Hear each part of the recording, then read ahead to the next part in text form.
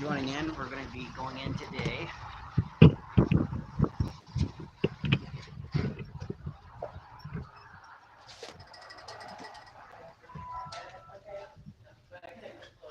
Hi, Joe. How are you? Good. How are you? Where am I sitting now? Am I back by the corner? It's like the same spot. Oh, are you sitting here?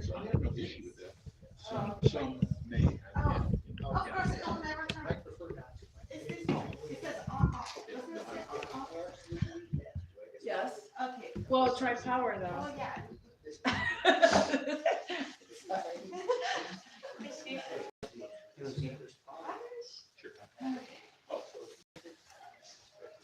So this must be my chair.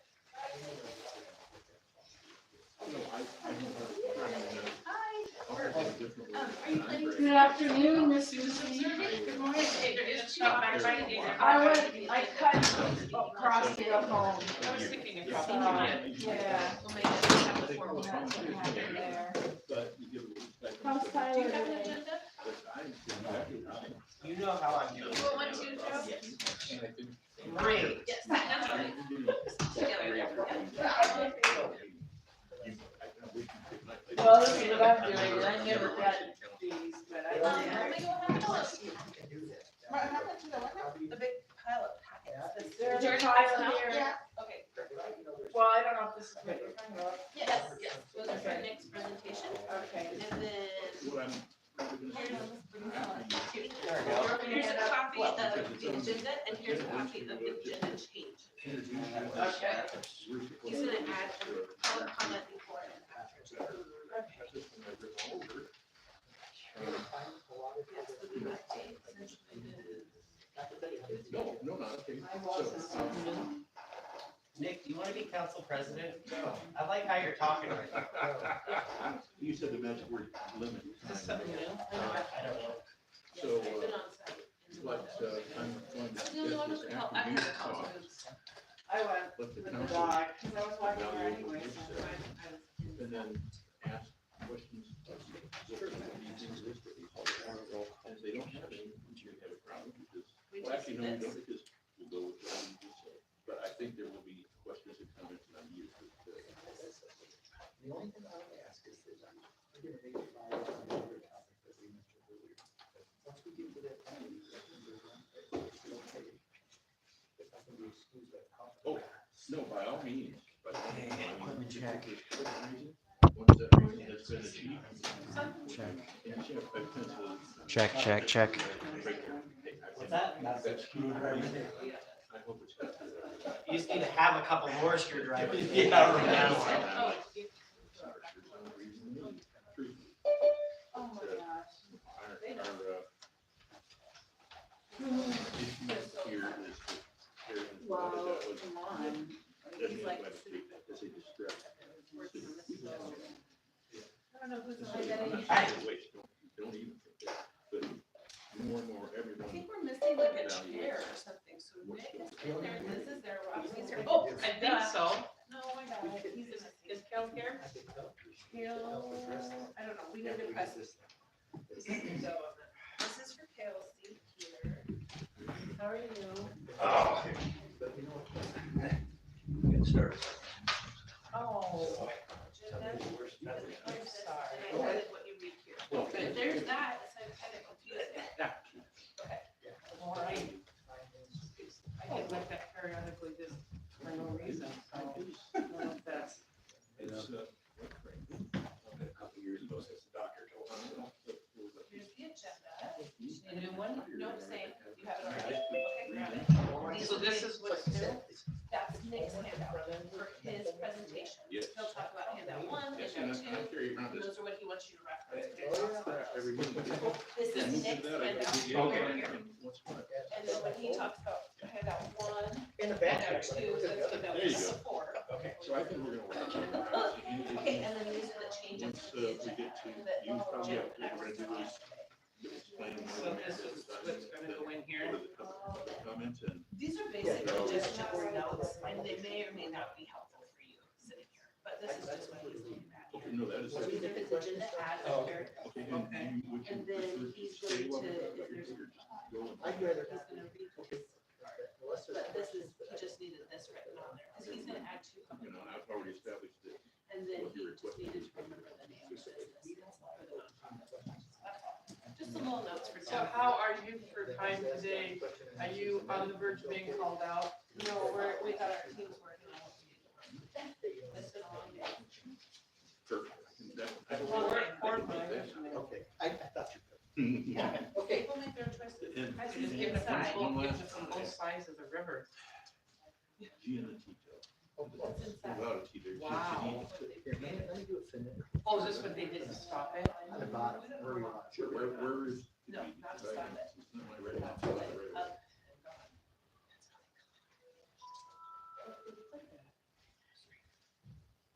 Outstanding, I can't hear. Yours is better than mine.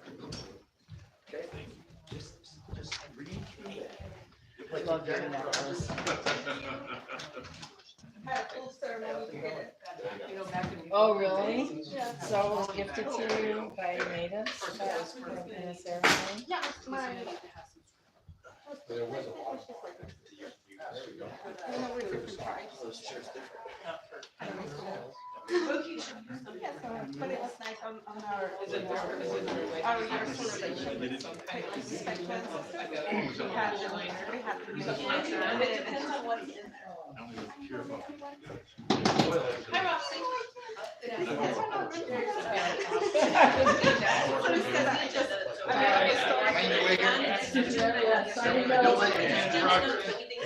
So I'm listening, so sorry. You know how much I, so I ended up creating a short story and that was my narration to the short story. Oh, nice. So when they were creating them, I was telling them a story about an eagle. Oh, cool. That's nice. Okay, got it, got it. You have these things, maybe. Okay, Roxie, I'm gonna back up. Clear the way, huh? Thank you.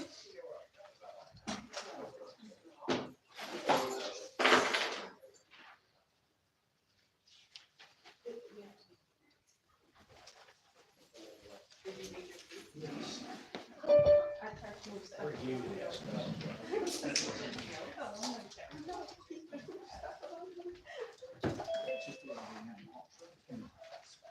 Whatever the space is available.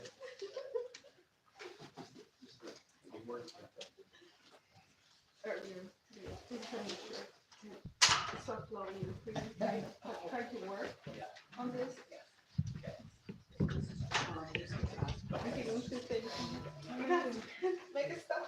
This is really high level. In my desk, if I'm just trying to. Okay, this is on. Here's extras.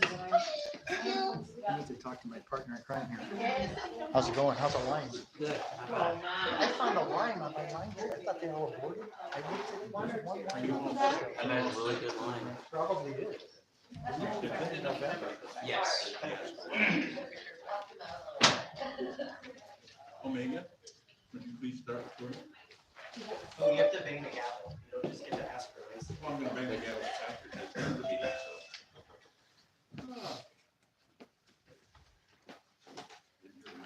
Recording in progress. Perfect.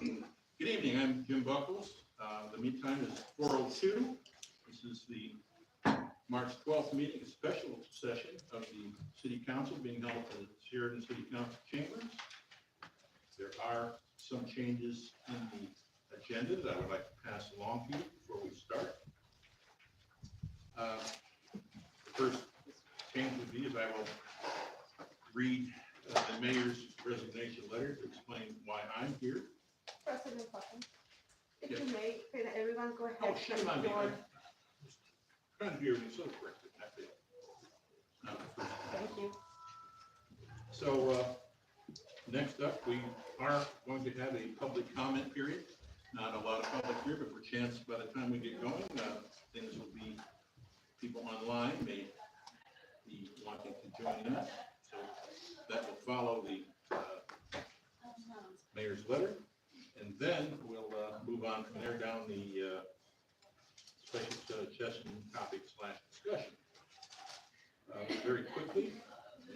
done this before, and I'm gonna make more mistakes than just not turning my microphone on. All I ask is that everyone, please, if you want to join in, please raise your hand and try and keep conversations side to side or however it works for you to a minimum. We got a little off track last time, and I want to try and see if we can just stick with the concept. So, having said that, now is the time for the public comment portion of the agenda. President Buckles, may I please say roll call? Oh, by all means, I missed that too. It's not, there it is, call to order. I called it order. See, more mistakes. Go ahead. Roll call. Buckles, Here. Acuff. Here. George. Here. Hebert. Here. Hudgens. Here. McElroy. Here. Thank you. Okay, did I manage to get that right? I hope. I think I'm gonna read this first. Okay. To allow the public to, because that's seen it.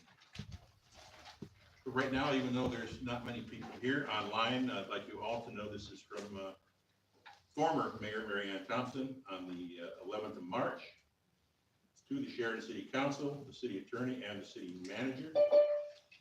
Marianne writes, after a long and complex decision-making process, I have decided to tender my resignation as the mayor of Sheridan effective immediately. I understand that my term runs through 2026, but due to health concerns, I've been advised to step down at this time. I'm incredibly grateful for the tremendous support from the Sheridan community and beyond, and I have appreciated the opportunity to serve our community in this capacity. Best regards, Marianne Thomson. Now you know why I'm here. We can discuss after the public comment period how things go to get someone else in this chair besides me, as I am the council president, not the mayor. But we'll get to that after the public comment period. Is there anyone here that wants to make a public comment? I'm not seeing a lot of people, but, and looking online, not seeing anyone with their hand up. That's amazing, but that's okay. So there will be a second comment period at the end of the meeting if you find something that we said that didn't quite match with what you were expecting. Under the special session topics and discussion, item number 1, introduction of Nick Giannettino. I paused a bit, but I think I got that out right. Our task force facilitator. He's sitting right there, ready to talk to us, and I'm going to turn the floor over to him. He'll explain what he is perceived as what he is supposed to be doing, and then in turn, the council may ask questions of him in order to make sure that his direction and our direction matches. So it's all yours. Oh, I'm sorry. Just a small point of order, we need to address the agenda ads before we start. Yeah, sure. See? Okay, yeah, the first one I added was the mayor's resignation. The second one, I've turned it to B, the public comment period. I've turned special session topics into C. Under part 2, there is a question about paying Nick, but we will discuss that at that time. And then after all 5 of the numbers are gone through, I've added D, the public comment period, and I've also added E, a mayor council concerns session, followed by F, adjournment. Thank you for reminding me. And you did put on there that we're gonna, did you already declare the date of vacancy, I suppose? No, I thought it came in the letter, but yes, the date of vacancy was the 11th of March for the mayor. That's when the vacancy opened up. And I have the council rules of procedure to what to do next, but I think we'd like to get Nick moving so that he can talk and then go on his way. He has another event to be at after this, so if everybody's done finding my mistakes. No, it's okay. I said I was going to make them, so yeah, by all means, Nick, the floor is yours. Okay, thank you. Yeah, as you heard, my name is Nick Giannettino, and I am the president of Headwaters Consulting, a Sheridan-based company since, let's see, 2017, I guess. And our company does adult education, facilitation, and emergency event response work primarily. So I do that, and the best part about that is I get to do the work I like to do with the people I like to do it with, in the times and places that I choose, and it seems to work out. It's kind of fun to do, and I find myself being involved with this group initially as a member that was selected to be on the task force, and then some things developed, and we'll talk about some of those in the presentation here. But I had basically prepared just a quick summary of what, from my perspective, happened with the task force since its inception. And you probably recall in the fall of 2023, the city announced requests for volunteers for this important work. And there were quite a few people, I think, that applied, and I think about 13 individuals were selected. And we have a handout that shows the initial task force members. So I believe you have an entire packet, so it looks like this. And it starts with Amber Hanson Moore at the top and Sheridan Revitalization at the bottom. So the first meeting was really pretty impressive. That group of people was there because they want to be there. You know, they're high energy, they're hardworking, they're kind of mission and task oriented. And that's the kind of group I think that we need. If somebody says, you know, why did you want to be on the task force? And I told them honestly, because that situation wasn't going to go away by itself. You know, but in a group like that, I'm convinced we can make some positive changes that will have to occur to help us address that issue locally. So it's a good group, and there's been a little bit of shifting in the group, but we had met initially on December 6th for the first meeting, and there's another handout that has the agenda, and that should talk about, let's see, housing task force agenda. And if you look at the very top under the header, it has a little structure icon to the left, and I'll just cover quickly. Housing task force will seek to better understand the scope and causes of homelessness in Sheridan, focus on systems in place to address it, look at concerns and potential solutions, identify and recommend action to address those issues. We also presented at or about that time was a resource center overview, and the date and timing on these things, I'm not exactly sure of, but they're relatively chronologically correct the way we're going through them. There may be a meeting forward or later where they were presented, but it's about in that first meeting window. So there was a broadcasting on the resource center overview. We talked about goals. And resources included steps to include benefits and tasks. And we're not going to go through all of those. It's basically for background. But that's what that group was started with in December. What had happened, though, I guess we tried to figure out today, Heidi and I tried to figure this. Apparently, in the prior city council meeting, there was a vote that had taken place on several parameters that were related to the mission of that task force. And the overwhelming majority of those votes were a little bit different than some of the information that was presented here.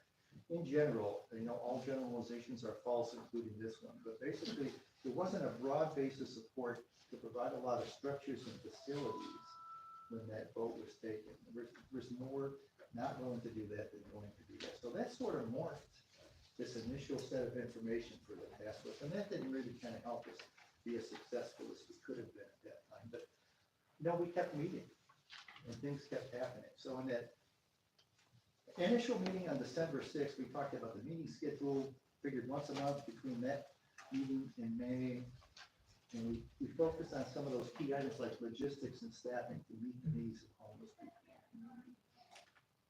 And then the city council votes were talked about, and that kind of began that discussion. So, you know, are they the things that were mentioned in these documents, or have things changed? And there was a little bit of vacillation, for lack of a better term, because there was discussion either way. So that went on for a while. And then the next meeting was in January, and unfortunately I was ill and was not able to attend that. But it was a long meeting, and the task force in that meeting covered the guidance which was provided, which had since that time tended to evolve from those two initial documents from December and resulting in the vote that happened with the council. So with that discussion lasted. The meeting was scheduled for an hour, but it took a couple hours because we had to kind of chase those back and forth and figure out what was going on. And the two key topics for that meeting were council guidance and revising those expectations. And that revision will show on your next handout, number 3, that is the agenda for the February 21st meeting. So working at that time with the mayor, we sat down and looked at that broad list that was on the Resource Center overview, looked at the initial objective that was on the top of the December 6th agenda. And then between those crafted the task force objective that shows after the meeting ID on the February 21st agenda, which was a slight revision of one of the key items from the 2 prior initial documents that were distributed earlier. And basically what that says is the task force needs to partner with the Yamhill County service providers, nonprofits, and other organizations to complete and implement a plan. Complete and implement a plan, not just to complete a plan, but plans don't work unless they have implementation portions to accompany it. To improve resource access for Sheridan residents through education about available services, assisting with paperwork and other documentation, and arranging appointments in McMinnville, and providing available transportation. And I think that's probably a pretty doable and achievable objective to me. You know, when we looked at this way back when, prior to even the task force recruitment, it's a daunting task to address what's ahead of us. And I think if we want to be successful, we could probably help ourselves by trying to refine that into things that are achievable in the time frames that we have. So working with Marianne, we kind of came up with this as the objective for that group. And that tended to be supported by what we saw in the city council's decisions. So that kind of led us to another series of discussions in that meeting that we had in the February meeting. We revised the objective and started with it. We had it posted on this flip chart in front of the room, and we keep that there on purpose because you want to make sure you don't lose your focus. If you don't know where you're headed, you probably won't get there. So it's always on the agenda. It's always in the front of the room. It just kind of helps us, and it helps folks in the meeting because that group is high energy, really smart, hardworking people. But there's a lot of energy and ideas that come out that could take days to complete and address. So we didn't have days. We had an hour to 2 hours per meeting. So in order to make sure that we didn't lose track of the key objective, we want to make sure it's in everybody's mind every time we meet. And then we'll circle back to some of those other ideas because they're worth doing, but just not in that hour time we had. So that's the way we approached it. And that was the first meeting that I facilitated. And based on what had happened since the start to that meeting, some people said, well, this isn't what I thought it was based on the recruitment and what we had started with. And it was just unfortunate because everybody that was there was really good and hardworking, but it just didn't meet the needs that people thought they had. So some people decided to not continue. And I mean, that's a personal choice and that's fine. But the rest of the people didn't lose any sleep or energy because of that. I think they just worked harder because they knew there were fewer people and the work didn't go away. So one of the things, again, that we tried to focus on was the resource center, because there were either facilities and amenities that the city can provide, which are hard asset type things, or we could provide a place for people who are experts in that field of dealing with homeless people to offer the kinds of services that they really need. You know, medical services, counseling services, short-term housing, things for their children, meals. So that's what we thought we could do. You know, we as citizens and interested members in the community don't have all those skills, but the folks primarily out of McMinnville do. I mean, they do that for a living. And they're willing to help. It's amazing how many people said, I'm here to help, and they ended up showing up at those meetings and the following meetings. And we'll get to that in just a bit too. But you need a place. So somebody offered up the food bank as a potential location, but you know, people in community organizations like myself, I'm with the West Valley Churches United, but you know, that group has boards that they work with. You know, we aren't decision makers. We're kind of represent, well, we might be able to offer whatever, but you know, we can't at that point in time at any one meeting come in with a decision, but we can take it back. So I don't know what the end result was, but that offer didn't quite materialize for the food bank, and that's okay. I mean, those things happen. That's the way it goes. But we did spend, again, more time on staffing and services. And then a motion was made. Somebody had the good realization that you know, with what's ahead of us, we're never gonna do this by May. So they said, how about twice a month? And of course, everybody says, yeah, we'll do twice a month. And then we said, well, how about up to 2 hours a meeting? And they said, oh yeah, we can do up to 2 hours a meeting. So those were kind of key events that I think set us on a good track from that February meeting. And then the last meeting was earlier this month. And one of the key things in that meeting is, you should have, I think 3 or 4, what we have last year. We have 4 other handouts in there. One, I don't know if it came out The of rest of color. the package. Yeah. And this is the survey results. Everybody says we need to know what we don't know. So there were multiple surveys, and one of the key things that we talked about in the earlier meeting were the point time counts. And that was presented at that meeting, and then we have a community needs assessment.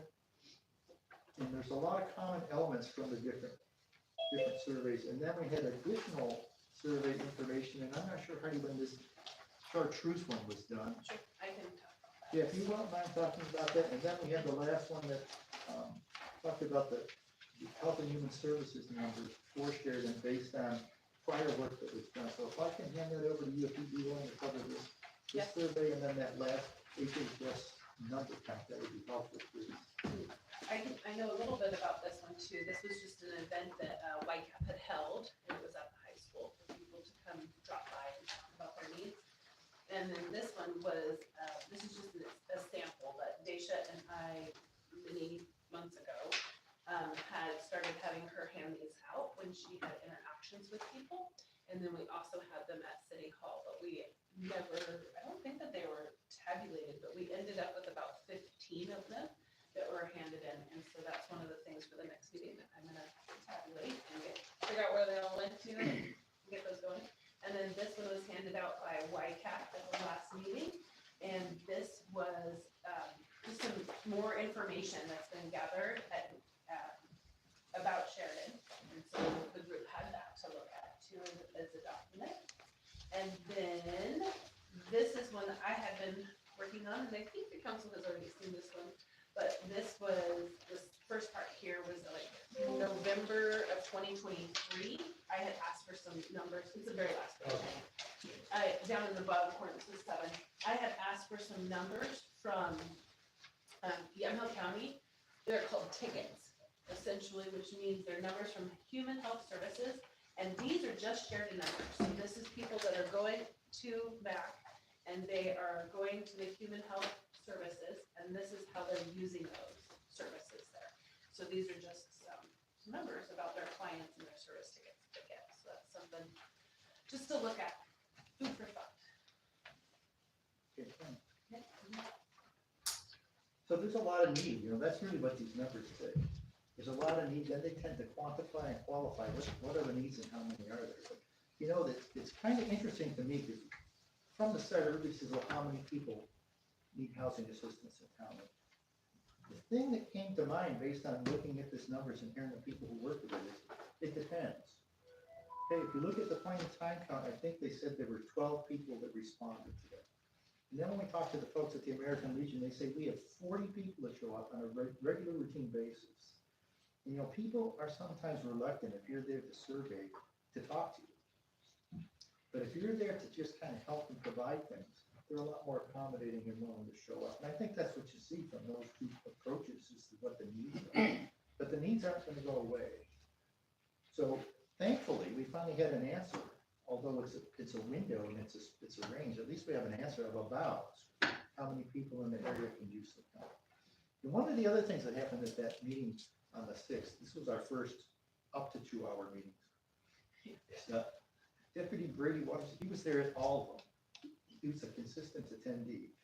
And he wanted just a couple minutes, and he talked about a lot of them, but I think that the two key points that he talked about were primarily, since he's the point person that deals with a lot of these folks day to day, day in, day out, he says, the thing that I saw is that whatever you can do to prevent people from losing their housing is going to pay off big time in the long run. Because once that process starts, that slope is steep and it gets slipperier and steeper the longer they're on it. So he made a really strong pitch to you guys figure out what it is, but if you can do that, it's going to make things better for everybody in the long run. So whatever you can come up with would be really good. So I think that was one of his key points, is that, you have to do that up front. So if they lose their housing, it's just a tough situation to reconcile from.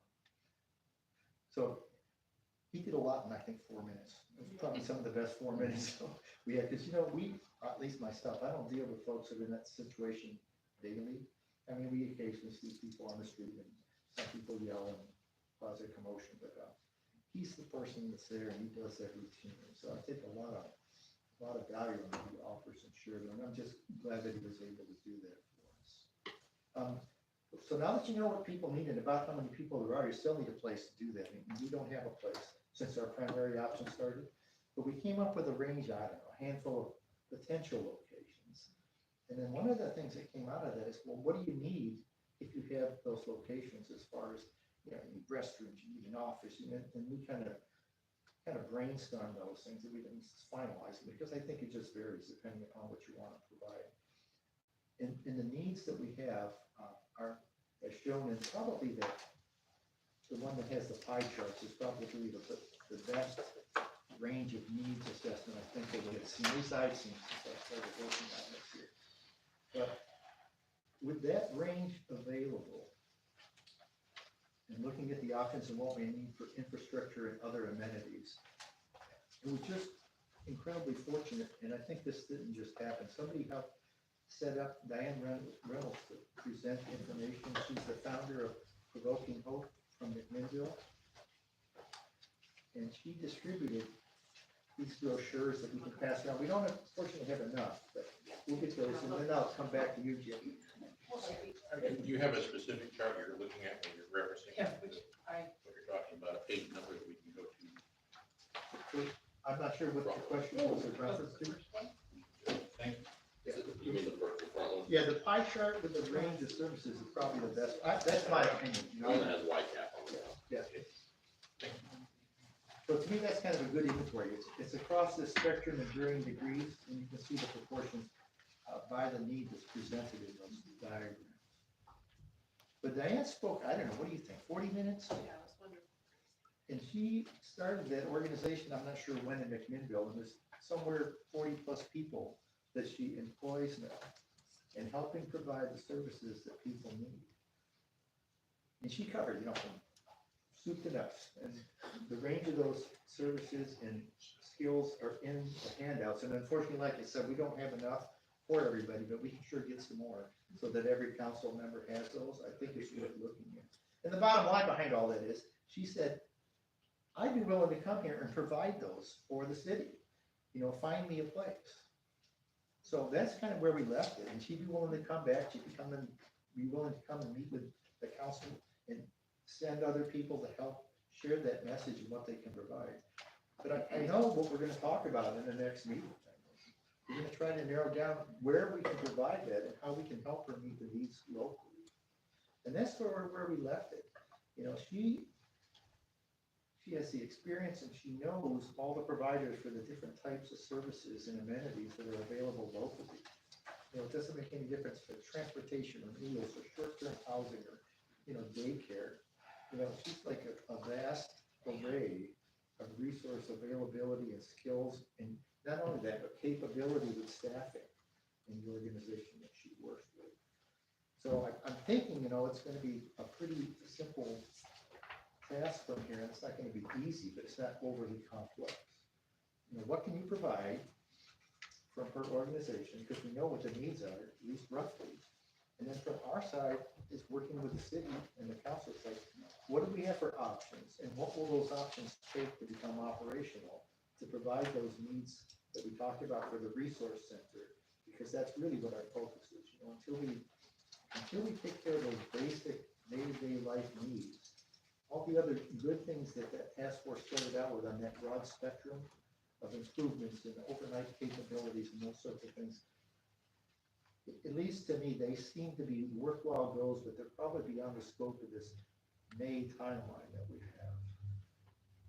But I don't think it's impossible to get a facility for the resource center and the services that we can have offered from Provoking Hope. I think that's entirely doable by May, if not sooner. Now, you know, working in the business that you folks are in, if people have things available, there aren't any turnkey facilities that are gonna meet the need. So they're gonna need support from the city. They're gonna need financial support, or they're gonna need some service support or something. But I don't think that's an unfair request if somebody has a place to help provide a Provoking Hope service group to help meet the needs locally. So to me, that's where we're headed. But in order for us to get there in the window that's left for that task force, we just need to make sure that there's clear direction from the council. What is it specifically that you want that task force to do?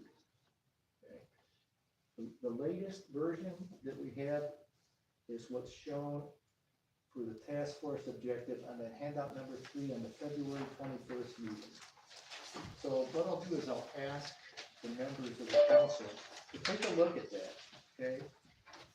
See if that's what you want, or if you need to revise that somewhat, but it would do everybody a great service if the council could clarify and make sure that that objective that you have for that task force is clear and attainable.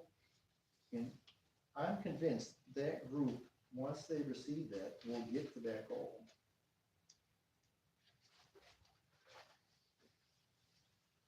So that was about all I had prepared to share with this group tonight, but I'm available if you have any questions about that presentation from where we started to where we are. Yeah, I think you were first. Yeah, I just want to emphasize that this facility we're trying to put together, resource, is not just for homeless, it's for the community. It is.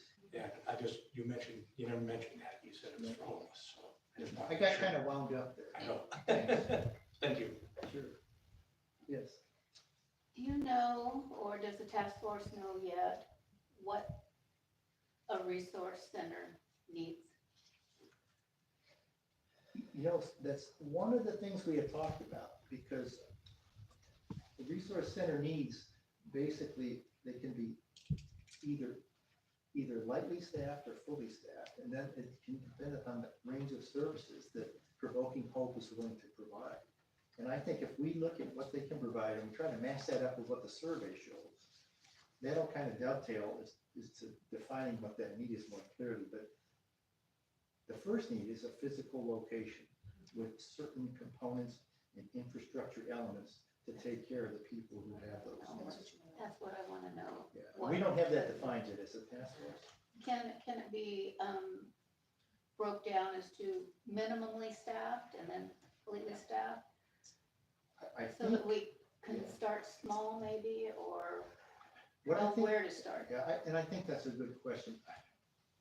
What would make sense to me is that if we can hear back from the folks at Provoking Hope and say, okay, we heard you, we're grateful for your offer. So what specifically are you willing to help here provide? And what would you need as far as infrastructure to make that happen for you? I think those two things have to come together.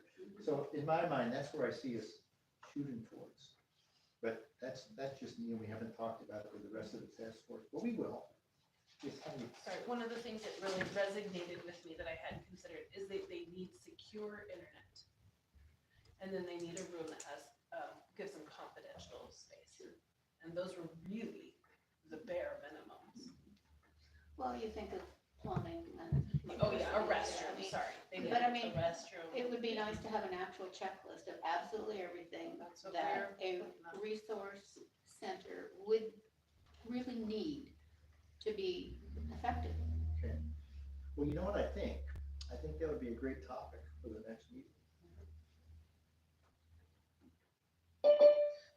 So that's why Nick is here too. He's here to give you like a status check-in, where they've come, but he's also here to have you give him direction of what you really want them to work on or what you really don't want them to work on.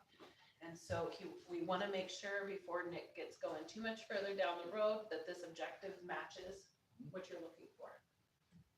Yeah.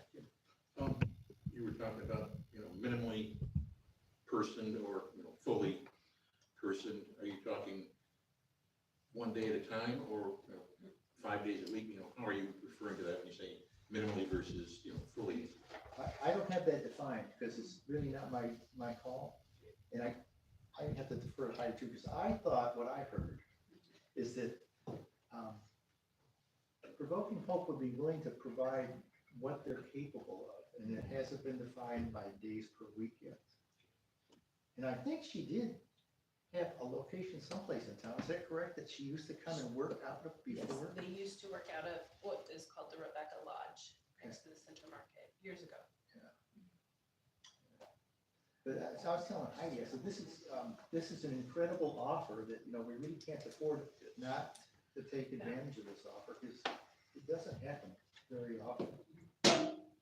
And it will meet the need. If we think back, why is that task force hit? Well, there's a need, and the need needs to be met, and it's like, it's just incredibly fortunate that happened. So a couple of things too that Nick and I want to gather from you is what the communication looks like going forward. So what do you want? Do you want a summary from Nick and I at the end of every one of them? Do you just want the agendas? Do you want him to come back every so often and give a presentation? We only have until, Nick always knows the date, May 5th. Mid-May, Mid-May, yes. yeah, and I won't be at the mid-May meeting at prayer commitments. So we want to end in early May, so he can have the final one. Nick has done a great, that last meeting, he did a great job as a facilitator. I made a note on your email. I thought, at first I wrote down maybe, summary at the regular council meetings, but that's like 2. So that's not very many.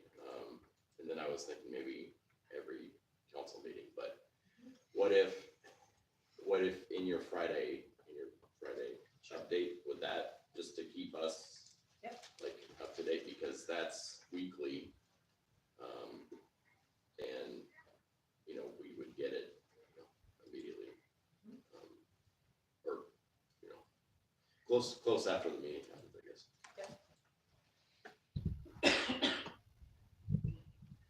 Okay, well, this task force, again, it was appointed by the mayor and a committee. We also have Parks and Rec, which is an appointed committee. We also have, the Planning Commission, which is a committee, and they all have their meetings, they take minutes and turn those into us. And I think that would suffice for, they're all the same, they're all committees. If there's something pressing, then maybe bring it to the council immediately, but otherwise, do it like the other committees.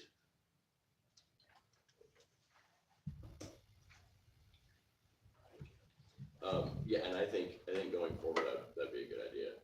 But I think if we are trying to meet a May deadline, maybe until May, or maybe until we get something established, do the Friday reports and then do the minutes. Because that is a good idea, because it is like a committee, but until that May date, I think we kind of need to know what's going on. More regularly. Yeah. And I'm the one that would do all the minutes, because there's no other recorder there. So I'm not sure that I have time for as detailed level of minutes as are required, but we do record them, so people watch them. As part of the committee, monthly, we review the minutes and approve them. Is there an approval process for the minutes for the There is committee? no written minutes, we only do the recordings. Okay. Yeah, so I think some sort of update, either one of those would work, but I think it might be easier for you to not have to do 2 things. Just Agreed. I think this, the weekly summary will be sufficient for me. If it's sufficient for you, you can tell me if there's more or less if I'm hitting that target. The other piece of the communication is the communication with the public. And we do have a member, she's online, who's offered to work on the communication with the public as well. I say send it out everywhere. I basically, in your email, I just underlined everything, just everywhere, as long as that's fine with TK, if she can. I don't know if the communication has to be changed for each method of, but I think everywhere you can get it, I think you got more chance of someone seeing it. Well, yeah, I think those are really good points, if I can jump in. 2 things. First of all, it documents what happened. And second of all, it tends to dissuade people from inventing things that they think happen and spreading them among their friends. So if the council can come up with whatever that says, here's where we are, here's what happened this month, and you keep the community updated, that there's no surprises. And if something isn't happy, somebody's not happy with it, you'll find out. And it won't be at the end of the line. The earlier you can hear those concerns and get them resolved, I think the better off we'll all be. So I would strongly recommend, I don't decide anything, which is really a good place to be. I would recommend you think about how that would work so people understand and they know there's one voice that talks with authority about what this group is doing. Liz? So I understand you'll come back on your next meeting, you will find out exactly what the facility would need, if it was minimally staffed or fully staffed. What's the next steps in finding a place? Is the group looking for a place, or are we just hoping that it appears? How does this work? We started that process last meeting, and there are, 4, 5 options. And then there's a whole list of, these are the nice to have things in there, talked about offices and secure file storage and internet's like an absolute. So those haven't been matched up yet. And that hasn't been matched up with the service provider from Provoking Hope. So to me, if we can have that task force revisit those items from the last list for the potential options, and then try to get from Provoking Hope 2 things. What will you be able to provide, and how many days per week, or how many people will you have? I mean, if we can look at the place for one with amenities, with required amenities, is probably the way to say it, I guess. And then the second one is a service provider for Provoking Hope, services and staff. Numbers and days is what I see. If we can do those 2 things, that would be a great meeting. It may take longer than one to do that. That may not be possible in one, but we can sure get it pretty well down the road, I think, in one meeting. But they have to come together. You can't do those independently. You need to have both the Provoking Hope folks there and the task force there. If you try to do it independently, it's just more difficult. There's no reason to do that. So I think we can just have 2 agenda items, those 2. And that will be plenty, and I'm sure it'll roll over to the following, at least portions of that will, because there will be some proposals that have to be vetted, and you know how those things go. But we can make hay, I think. Yes. So, on this group of people, how many are left? Maybe I think we left, we had, I think, potentially 4 people who may have. Or 4 groups, or just 4 people? Well, I think there were 4 people, and Heidi knows folks better than I I do. think 9. We've had 3 community members leave, and, well, actually 4 of the community members. We only have 1 community member left. Oh, so 3 community members and 1 local business. So out of 13, there were 4 that had left, right? And I really think, just having seen how that unfolded, I just think it's because that mission was different from what their expectation was at the start. I think if we could have done an upfront job in saying, here's exactly what we want to do, I think it would have just worked better from the start. But that process, like we talked about, it just morphed over time for whatever reasons. And, you know, so now the people that are left understand. They say, here's where we are, here's where we're going, we're good. On the flip side of that, though, the people who no longer are with us still are interested, and they're still interested in that broader spectrum of needs that we have, that are not less important, but they aren't quite as achievable with the people of time we have left. So maybe the council can consider this being a multi-step process. Okay, get that resource center up and rolling, we'll see how it goes, even if it starts on a part-time basis. And then once that's up and started and the momentum is built, then maybe you can come back to some of these other needs we talked about, some of the hard structure needs. You know, some places for people to get out of the weather, those sorts of things. But to try to do that, that is quite an ambitious goal for a group of people in that short time frame that we have. But you know, there's days in calendar after May.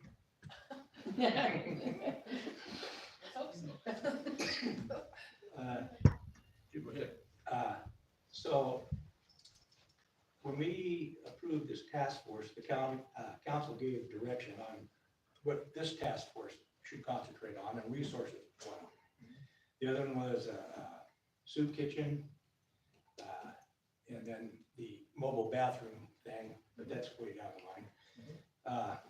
And the soup kitchen is kind of getting worked out between the Legion and the food bank. So, I mean, that process is happening. So I think the resources are the most important thing for this group to deal with right now. And then maybe the next task force will move on. But right now, as Roxie has stated, let's just get these small steps going and just make it happen and see how that goes. Because who knows, this may not even work. We don't know that.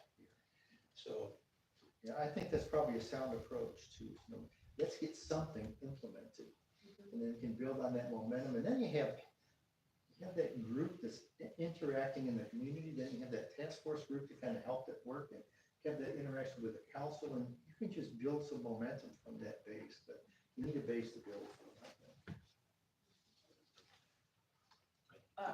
Just one of the takeaways that I had from the Provoking Hope that I think is an interesting, well, it's a terrible statistic, which is she said what is she called? The CEO, founder, and head floor mopper or something. She calls herself. But she said that 79% of the child welfare calls that come into the state come from the West Valley out of the county. So 79% of those calls for child welfare and Sheridan takes the lead of that. And so that's been a really hard thing for me to digest and to think about. And what I think needs to happen is that's one of the first steps that's taken is to, she at Provoking Hope have a group that are really looking for just a simple space to come in and to start to work on that. They do offer, I don't understand the full gamut of services to hit at that, but that's one of the things that I think should happen very soon. And at the very least, we find some room somewhere for people to start having those interactions. And I think that the city council needs to take we need to maybe also on the task force, take a look at the facilities that are already here in Sheridan. As far as, oh gosh, I always forget what it's called, Tyler, the child place. Juliet's house. No. Head Start. The Head Start program. I talk to people about that being in Sheridan, and not a lot of people have a great understanding of all the services and everything that happens there. So I think that there are places that we have in town and that we can already offer some knowledge sharing. And so that was a piece of the task force I think it needs to happen too, is the public education and the outreach. And she was sharing these numbers and sharing these ideas, and I was like, whoa, there was a lot to learn. And so I think that that is another piece that needs to happen, is public education and public outreach. Yeah, and she can help with that. Yes, they can. Liz? And that's where Juliet's house comes in. They're the ones that you put your signs and you support them. Child Abuse Awareness Month is in April. Yes. So you'll have on your next city council meeting. I think they call it child abuse prevention. I'm sorry. awareness. I'm sorry. Yes, the prevention. I'm so sorry. I support child abuse. Tyler. Prevention. Sits on the board. I was just gonna add, Heidi, I don't know if you've heard, but I believe Adventist Health here in town Yes. is also gonna be closing, and it's from a lot of the resources. I think a lot of things we're gonna be telling people to go to McMinnville. I mean, there's some things that won't find it too, but I think if we can start with a resource center, we can tell people where to go, and then if there's a high enough need, maybe we can have something here, like a doctor's office. So kids can go, they don't have to drive, because not all parents are able to transport their kids to McMinnville.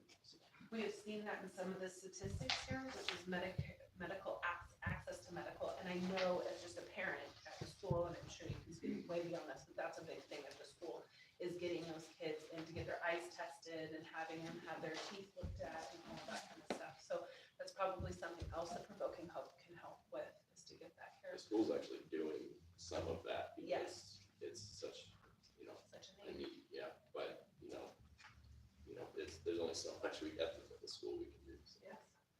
So I think that public outreach is something that needs to be discussed. The medical, we need to have a bigger understanding. The task force, maybe Nick can have a conversation about what medical that's provided with Provoking Hope or others. I really think that Provoking Hope could serve as like the anchor location. If you think of like a strip mall or something, right? It's like the anchor, and then we start to build over time at what other services can be provided, or even change location. But I would really, the children one is really set with me wrong since I heard that. If there's somebody out there that has even a room for them to meet and secure internet, they can get started. You put this on the agenda for Yes. direction to the city manager and facilitator. We heard what you're offering. I haven't heard anybody say that you're not doing enough, or you're going in the wrong direction. Is there a consensus among the council that this is what we've been wanting all along? I see them nodding heads everywhere. I would like to say specifically, and very specifically for our audience, they should notice shelter has not been mentioned because we are not heading toward that. The council has already made a consensus toward no shelter. Go ahead, Dan. So that happened at the last meeting you guys had. Shelter housing was brought up again. And no. And I think, Encompass is all about housing and camping, and they do a great job where they're at. But that's kind of where this always comes from. And I think they should be told, if you just want to come down and talk about shelters, you might as well stay home, because no. That may change later, but right now, absolutely not. Well, and I think that gets back to the point we talked about, with the goal being defined by the council, so that's clear. We're kind of just messengers, trying to do a task without any real authority. But we'll do the best we can based on what we think it is you want. So if you can spend some time in making sure that's well documented and clearly explained, I think it will just help everybody.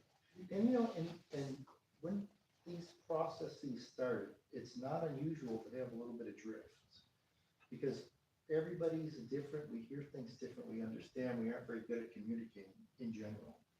But concepts change with time, and the environment changes that we work in, and that's just part of what we do. So we just need to keep that in mind and say, yeah, well, things are different than when we started, and here's where we are now, and this is where we began. And that causes little bits of change in those groups of people who thought they were going to do A and it ends up being C. But that doesn't mean the things that we start with can't be kept for maybe some other point down the road, or some other group like we had talked about, because all of those needs are important. So I guess that gets back to defining from the council's perspective what it is you want. And the only thing I would emphasize is focus on what your priority is. If we all want to do this, then we can probably do this. But if the priority's right, then you'll get it. Yep. Yes. I was just gonna say, it sounds like I think the resource center is a good place to start and have that be the focus, instead of, it sounds like, at the beginning, maybe there was like 4, 5, 6 maybe different areas to explore, and it's probably too much, but I think a resource is a good single point to start on, and start small. I think Roxie has said that too, just start with something small and go from there, but biggest thing is to start. I think that's the kind of key point there. Liz? I did think that we decided we would have a cooling and a warming shelter on very cold nights or very cold days and very hot days. Is the group still pursuing that? We only have partnership for a cooling center, no overnight. We don't have a partner for that. Danny? So when we did have that cold snap, I know Liz was out trying to give people hot chocolate or something. I went out during that day, and I have an idea where these people are. I travel around a lot. I found one guy I said, let me take you to Mac and get you to a warm place and get you some food. And he goes, no, I don't want to go there. I'm happy where I'm at. I'm just walking around keeping warm, but I could use some food. So I did what I should have done. I gave him $20. Said, there you go, go get some food. One guy. So they were held up somewhere that I couldn't find them, and I usually can find them. So they don't want to go somewhere. Now, maybe if it was available here, they might. I know the cooling, definitely that comes in handy for the elderly, people with no AC.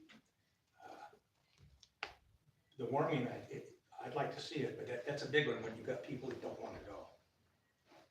And then this is similar to the discussions we have in the past, but just so you know, the cooling center, and it happens, it's just people, they kind of go there because you're fired up. Cale? Yeah, I think the cooling center, I think, yeah, Denny made a good point, you know, some people, they need to go there, especially if they don't have AC. And I know the heating center's harder because you have to have the overnight piece to it because it doesn't, you know, it doesn't warm up at night. But I know that's, I think, important too, because some people might, you know, lose heat, you know, or their heater breaks or, you know, whatever, and then, you know, it's 30 degrees outside, and, you know, but I think, you know, something to work toward. I think that's really a good point. But since we're coming up on summer, I think cooling is what we should try and get, you know, down. Liz, you have a question there? Well, I wanted to piggyback on what Denny said. Actually, it was Stacy Coker and I driving around, and she drove. She has a better car. And we ran into 3 guys, and that's exactly what they were doing. They were walking all night to stay warm as long as they were walking. So we handed out food, blankets, gloves, scarves, whatever we had to give. And but was pretty much what they all said. They just walk all night to stay warm, and then in the daytime they can find a place to sleep. If I can circle back to something that I heard, you know, you're talking about the objective again, one of the key asks. If you can maybe work that resource center language into that task force objective that was on the February meeting, I think you're almost there. I'm not sure it would take much more than that, but I would recommend you take a look at that. I think that would be helpful. This one here that's on the wall. I don't think it says resource center, does it? But I think with that minor edit, and maybe a couple of words, that would be all the task force I think it would need.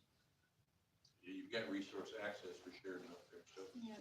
Yeah, so, you know, just a minor modification, and I think you would do it, but again, I'm not deciding what the answer is. I could recommend till the cows come home. So that's the February objective? 21st. Yeah, February 21st, kind of in the middle. Okay, thanks. So did we provide you with enough information that you were looking guidance for? Yes. Okay.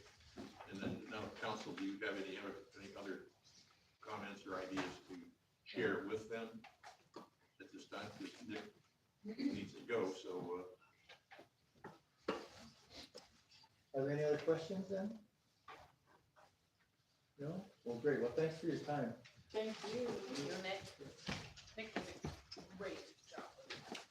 I'm sorry? He does a great job. Yes. So thank you very much, Nick, for coming in. We appreciate what you do and your time. We'll try to get organized. Our feedback back to you. Everybody needs a little help. Okay, thank you. Thank you. Have a good evening. Yep, you too. Here we go. I'm sorry that the agenda is slightly disjointed. Part of that is my fault. Part of it is just the quickness of getting this meeting going. Nick has requested that he gets paid for the amount of work that he does. His request is that per 3-hour engagement, up to 7 sessions at $300 per session. So to put that in plain English, when he shows up and facilitates a meeting and the work he does prior to that and after that, he'd like $300 per meeting, up to a set total of $2,100. And having heard what he does do, That sounds reasonable to me, but let's discuss that now. Cale? Heidi, is there, that 2,000 whatever dollars, do we have that available in the budget? Yeah, because we had set aside the money for the other facilitator, so. So the funds are available. Thanks for checking. Denny? So, yeah, that price that you quote's pretty cheap, Yes. compared to what we were paying someone else. So Yeah. Yeah, it's not an hourly rate, it's a per He meeting spends, rate. he spends a lot of time, so I think that's more than reasonable. Anyone else? After meeting him and having him join our meeting today, I agree too. I think he seems like someone that's easy to talk to. He knows what he's told us, what he wants from us specifically, so that we know what to get back to him specifically, so we can get something done.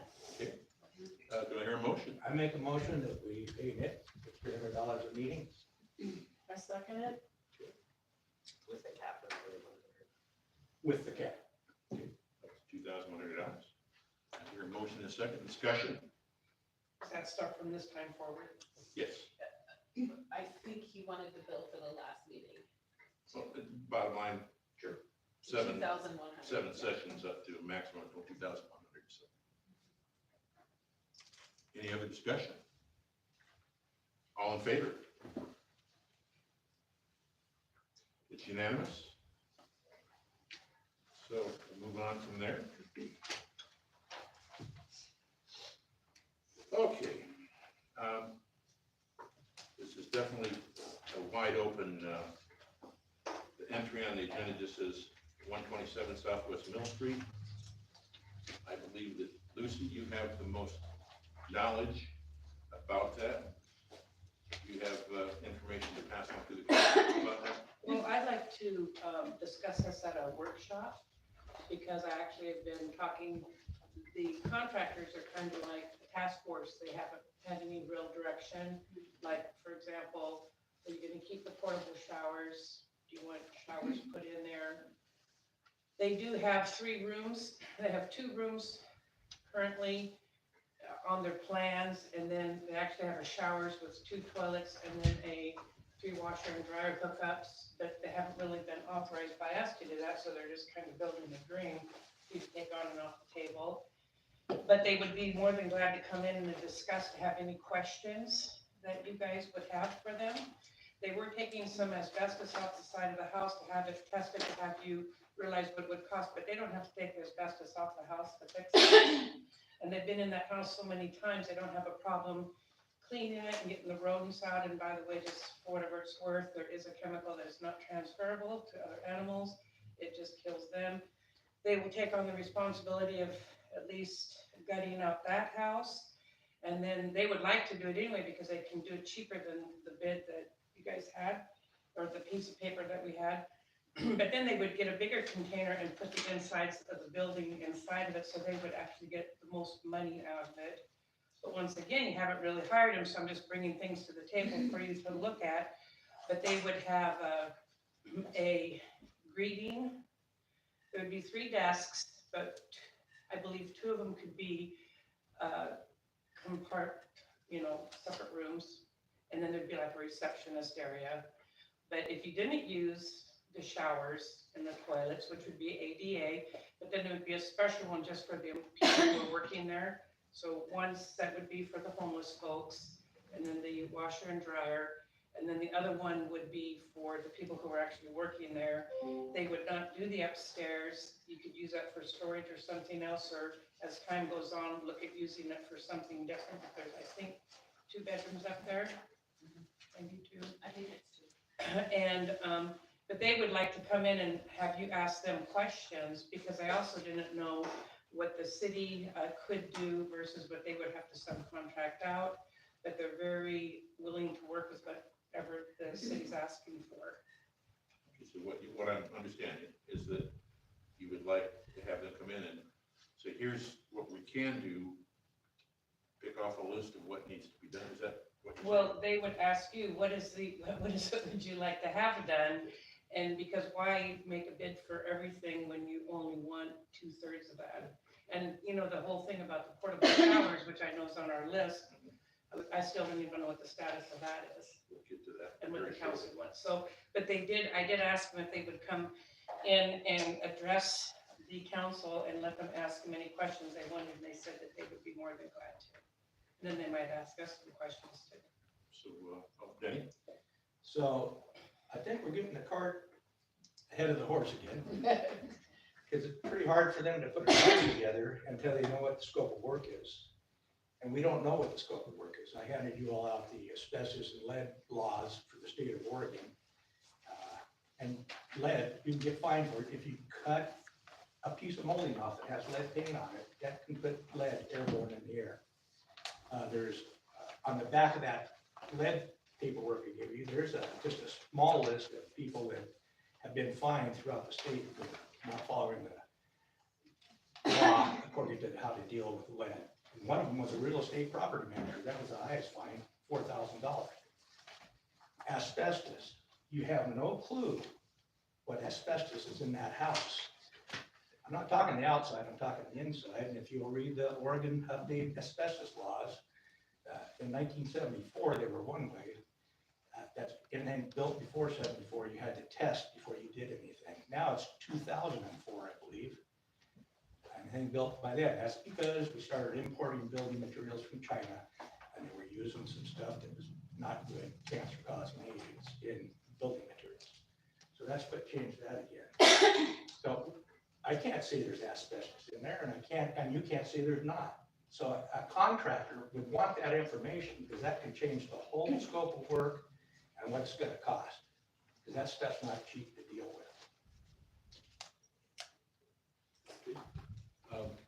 Sorry, which one of you first? Cale has it. I think as far as the house goes, I think Denny is kind of right as far as putting, cart before the horses. I think, before we decide what to do with it, I think maybe we should just take a smaller step and go ahead and get the testing for asbestos and lead and clean it out, because whether we keep it or whether we get rid of it, tear it down, burn it, we have to do those things. So if we start with that, we can start with that now, because if we're gonna burn it, we can't burn it with all the stuff in there. And then that'll give us some time maybe for a workshop and Lucy, we could schedule that. They could come back with the results, and then we could have the, workshop or whatever with the contractors, and they can show us what it might look like. And by then we would know kind of more what we're dealing with as far as the building materials. Liz? So did they take a piece of asbestos to have it tested? Are they in the process of having that tested now?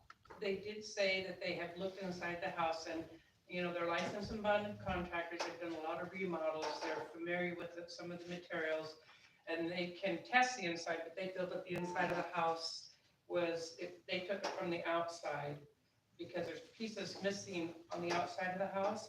So they would take the bottom row off the whole perimeter of the outside to use it to overlay and patch, which would not cause any dust, but it would patch at those areas so you don't have to remove anything off the outside of the house. And to the best of their knowledge, which they're not 100%, but they do work in contracting quite a bit with remodels, they felt that the house on the inside wasn't going to have any issues as long as you didn't take any windows out and you didn't tear any of the siding off. What about paint? Were they gonna test the paint? I don't know when it was recently painted, but are they gonna test the paint for lead? If I will definitely, I gave them the asbestos thing, they looked at that and they said that's not a problem. They weren't worried about that. I can hand them this one too. I do know that lead-based paint from a real estate aspect, it's usually when you're removing it, it's an issue when you're removing it.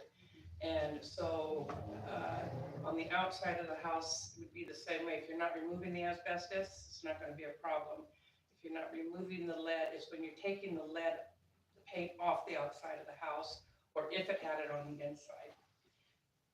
And I kind of know what lead-based paint looks like too, but they're licensed and bonded, so I wouldn't even say don't take my word for it.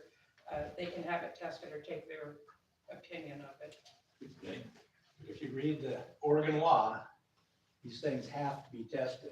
And again, you can't tell me there isn't any, and I can't tell you there is.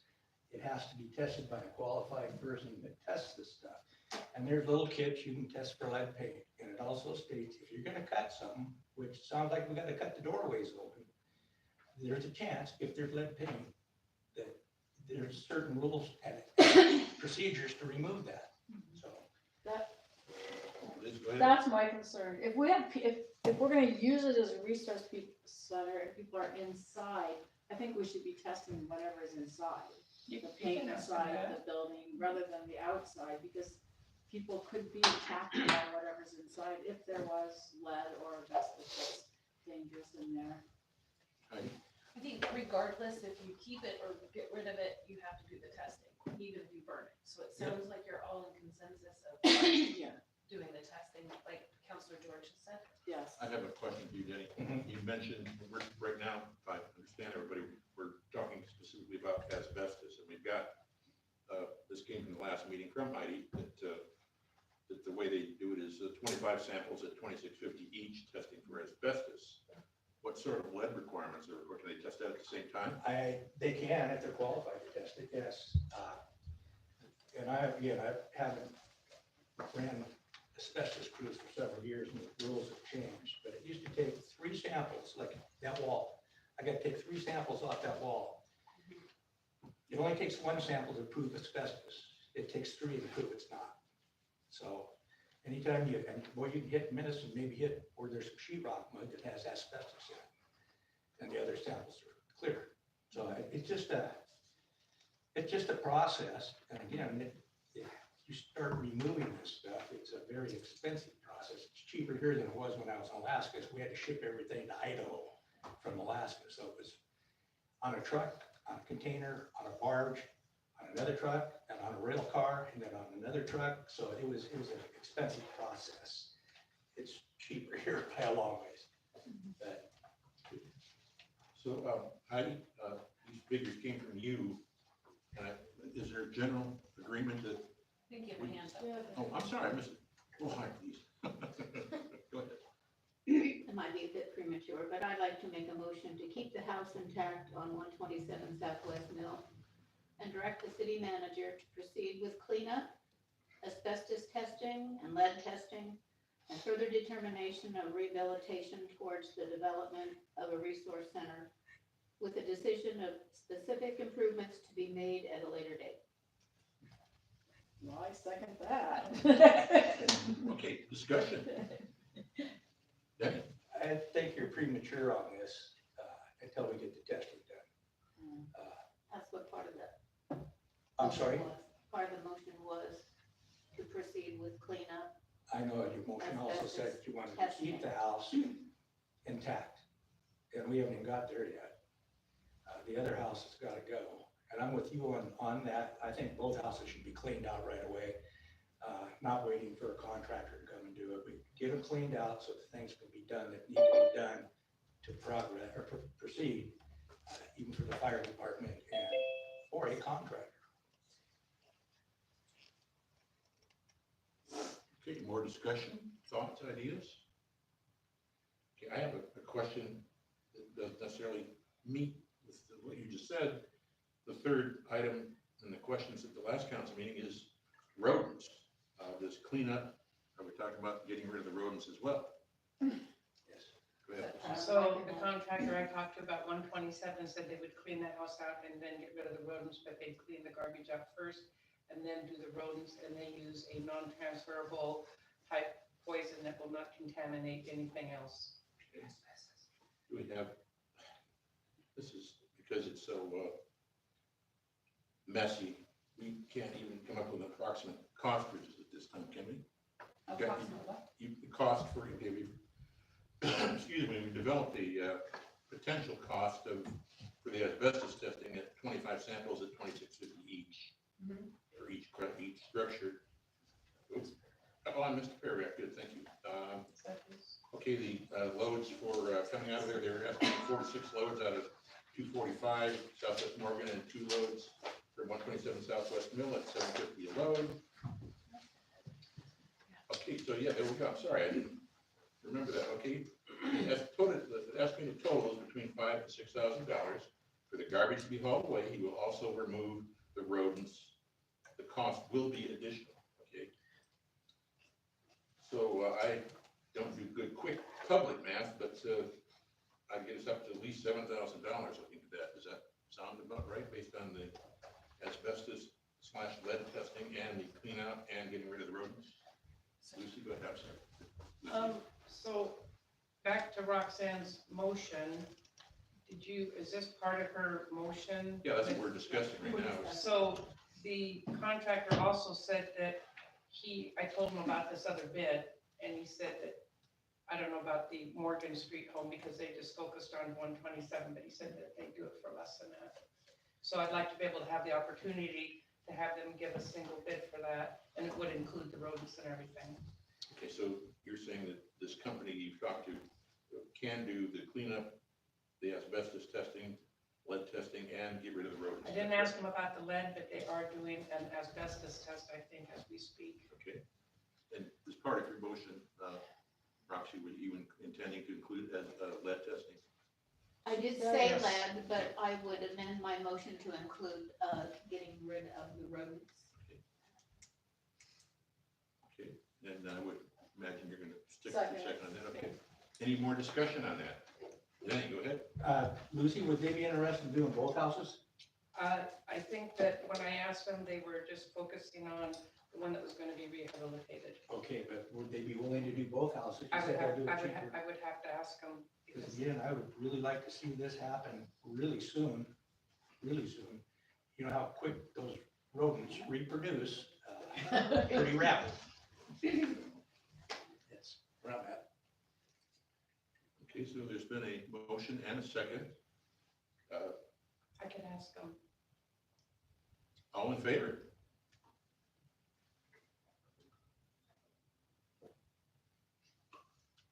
It's unanimous. Oh, I'm sorry, Heidi, shame on me. Go ahead. That's all right. Just for clarification, am I waiting for Lucy to do the hearth and so that we can see which one's cheaper, or is that what it, okay, thank you. If we can have that happen right away. For both houses. Yes, Yeah. not just one. Including asbestos and lead testing. So, Asbestos, lead, rodents, garbage, debris. yes, Whatever we need to do to. and just a question this to you, is we need to get 3 quotes, no RFP, none of that? We can just go with what we talked about? Direct appoint for Okay, the contract. perfect. Well, that motion passed. Heidi, can you make that, I'll work with Lucy. there you go. Okay, Councilor Heber. Thank you. let's move on. Okay, Now, get it done. here we go with Finally. the next item on the agenda is the YCAP mobile shower unit update. I'll ask you, Heidi, to give us the initial update and go from there. Yeah, sure.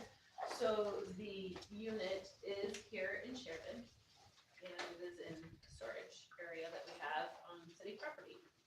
And other than that, there's no other update sitting here. So what other questions do you have? Go ahead. Is there a contract with YCAP? It was YCAP's, they owned it. And Right. they had bought it with, I think with like COVID money, and it didn't work well for deployment of a mobile unit. They found that it would work best if it was, more stationary, yeah. And so YCAP wanted to see it to be used, and so they essentially very quickly did a process to release it, and they did RFPs, requests for proposals, and there was a proposal that was submitted and you've seen that was just a proposal that was submitted, which was Encompass running it at their own cost and providing like the towels and all the toiletries and all of that that's needed for that.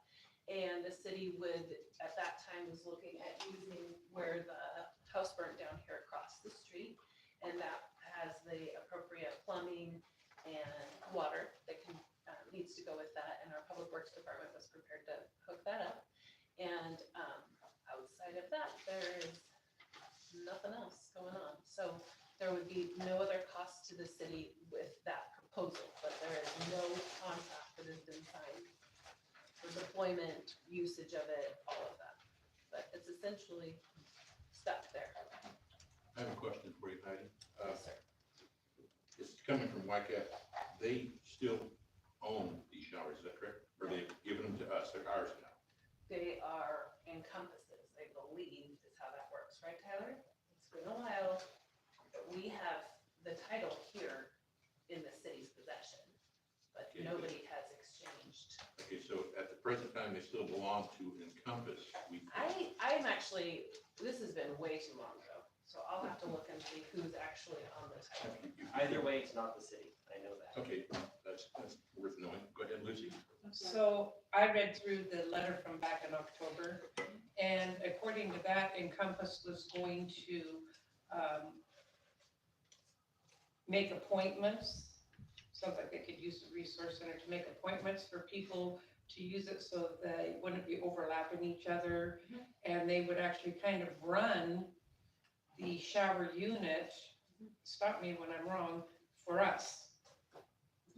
So they kind of are like their own little entities. So if Provoking Hope was in a building and the showers were next to it, then they could be inside the building, all of them, but they would actually be doing appointments for the shower use to make sure nobody overlapped, you know, like we weren't all there at the same time, in the same shower.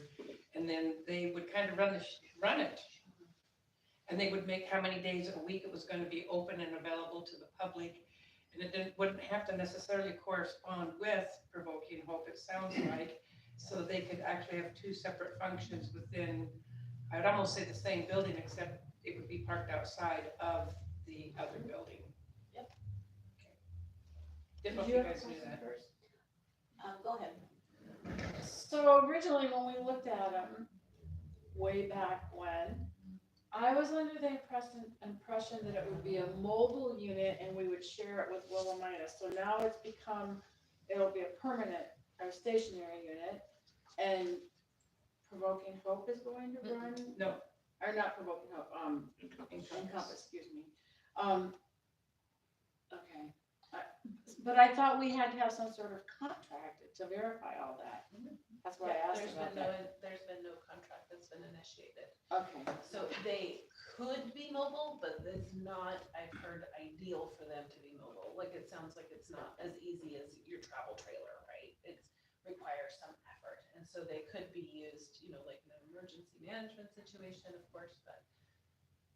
For fire, for Yeah. instance. Okay, Sure. okay. All right. Roxie? Can we find out what it is we need to do to get possession? And Ownership. Ownership? And The city isn't trying to acquire ownership. That's never been part of the plan. That's why Encompass is involved. how, if it's on city property and we supply other thing other than the management of it, we still wouldn't own it, I mean, we don't want to own it? Well, I think part of it is if there's any damages, then the Encompass would repair them.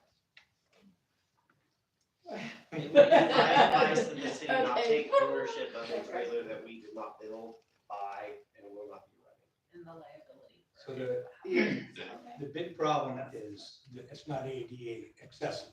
So they're gonna have to build some ramps to get in there. And I'm pretty sure the doors are wide enough, but I don't know for a fact. The other part is we don't want to own that thing and have to maintain it because I've seen those places get tore up pretty bad. And they're expensive to repair. And you can even make them bulletproof and they still get tore up. So, and I don't care how many cameras you got on the people going in, that doesn't stop them from doing the damage. And so you throw them in jail, I don't know, but that doesn't help the damage. So I'm really leery about even thinking about it. So what about liability? What about someone gets hurt, like they fall in the shower, they fall off the little deck coming out of the shower? Who is are we responsible for covering the insurance on that? Or is Encompass responsible? We don't have a contract, so that has not been vetted. So We we need would to decide at find that that time, is out. that correct? That's how it. That's all the stuff that Tyler would go to work on, making a contract. Okay. That's between him and And then finally the after, board sorry, of the. finally after he sets the contract up, we approve it, correct? Yep. Now, It's the normal procedure. And is Encompass our only choice? No, I don't. Well, they own it, so Okay, I'm just I think. trying to figure Yes. out. yeah, it is, Brainstorming it through. Yeah, Yeah. but it does belong to them, but they're willing to use it, have it be used, and they would monitor, provide whatever's required, towels, toilet paper, cleanup. Is that correct? That's, yes, that's what's been discussed. But there's I no like that they do contract. the dirty laundry. There's no toilets in these, Okay. so that's an issue. Lucy? Oh, yeah. If you guys get the little paper here, the letter from Encompass, you guys have read that little letter. So on that, under item number 6, it says if it's placed in a single fixed location, the proposed location is certainly located within reasonable walking distance for the community members who wish to use the facilities. Encompass will provide the staff, the material, the maintenance support for this unit, and will create and maintain a reliable weekly schedule for the operation. And then they'll also have their outreach staff trained in how to use it. So if you wanted to, when you talk to the contractors on Monday, if this were to be, because my scenario is a little house and the showers, because they did make an original plan to put showers inside what would be the old garage. And those would be permanent with toilets, or you could just use the toilets in there and then have the shower, and they could make a door come in through the old garage door, because yes, it used to be a garage, and they just made it into a wall. So they could actually come through what would be a little alleyway in the back of the building on the north side of it, and then they could come in and use those restrooms for them, once again, and there would be a facilitator's handicap restroom inside the house. And in the back side, that's where the washer and dryer would be, so they're kind of on the back part, and then the people helping the people are in the front part. And you can either have them together or not. This is one of the questions, they didn't know what you exactly would want them to do. In the original plan, they had 2 showers and 2 toilets in the garage with 3 laundry hookups in there, because I had to try to just come up with something. And then you guys can take it away because they're not doing it, they're not ordering anything. They're just trying to put a package together, so you, if you wanted to use the trailers, you could still use them and come in the back door. They're more than capable of putting in an ADA entrance. But they could also, you could ask them that when you want to have them come to a meeting. that'd be good. So is everyone satisfied with that discussion? That, I'll kind of surmise what I just heard is we're waiting to see how things work out with the resource center before we deploy any showers. Is that correct? Okay, I think we've solved that. Item number 5, debris removal and asbestos testing for city-owned houses. We managed to get to that, so that's been taken care of. Look at us. Look at Jim. Jim is running this meeting. And Jim is going to apologize again because I was trying to get Nick in and out of here and I jumped to him rather than letting him sit through all this. But we do need to see about adding a process of appointment for a new mayor. And as Heidi led me into, I did declare the date of the vacancy, March 11th, 2024. The regulations are in charter, section 34 and 35, and in the municipal code is 112.110.1 and 12130.